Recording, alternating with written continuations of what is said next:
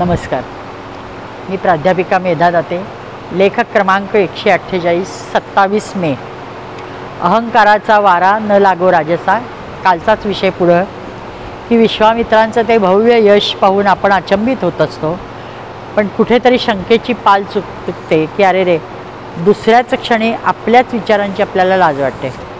त्यांच्या वैयक्तिक साधनेबद्दल आपली साशंकता का? ह्यालाच म्हणायचे घोर वैचारिक प्रदूषण.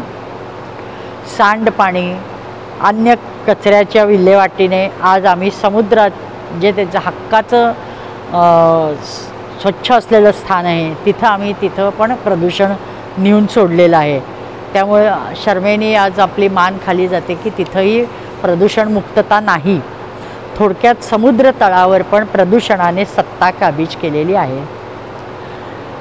आज सहजच आपण काय काय गमावले याचा विचार करताना कळते की उत्तम परंपरा आपण गमावली आहे.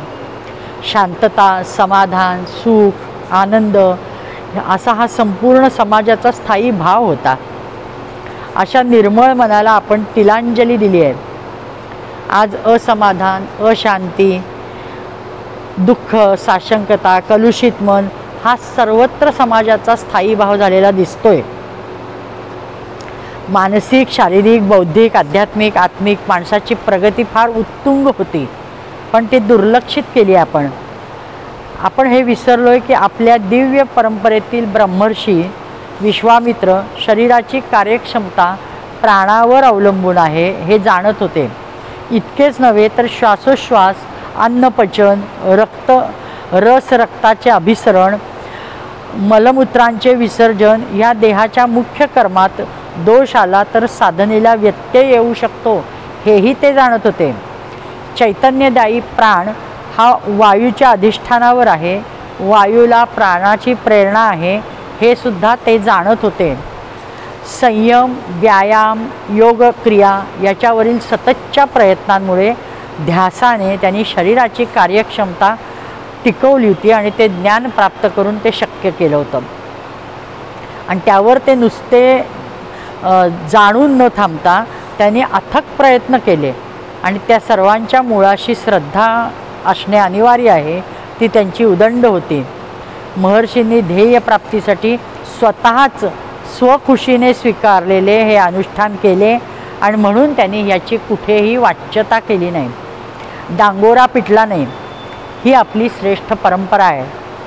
एवढे घवघवीत यश मिळवून सुद्धा या विश्वपसाऱ्यात आपण नगण्य आहोत, हीच ब्रह्मर्षींची भावना होती. केवढी निराभिमानता ही सर्व ऋषीमुनी, संत महंत हे जाणून असतात की अभिमानापाठोपाठ गुपचूप अहंकार घुसतोच, त्यातून लोकेशणा घुसतेच. आणि मग भल्यांना त्याच्या तावडीतून सुटणे शक्य नसते, मग दमछाक होते. अर्थात ही जाणीव फक्त सत्संगाने, गुरुकृपामुळेच होते. श्री अनुग्रहित लीलामावशी की ज्यांच्यामुळे मी श्रीजी मला माहीत झाले, त्यांच्या ओळखीच्या एक अधिकारी शिक्षिका, आदर्श शिक्षिका म्हणून नावाजल्या गेल्या. आणि दुर्दैवाने ह्याचाच अभिमान आणि अहंकाराच्या कचाट्यात त्या सापडल्या. पण नेमक्या वेळे हे आपण सापडलो हे त्यांच्या लक्षात आलं. श्रीकृपेमुळेच चुकल्याची जाणीव झाली आणि त्या स्त्रींना मनोमन शरण गेल्या आणि म्हणून वाचल्या.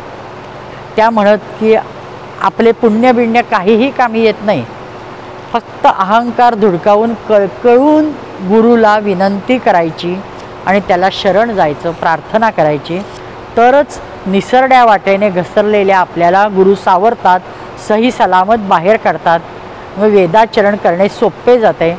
अहंकाराचा वारा न लागो राजसा हे माऊलींचे म्हणणे किती योग्य आणि समर्पक आहे. धन्य गुरुकृपा आणि धन्य निराभिमानता. नमस्कार.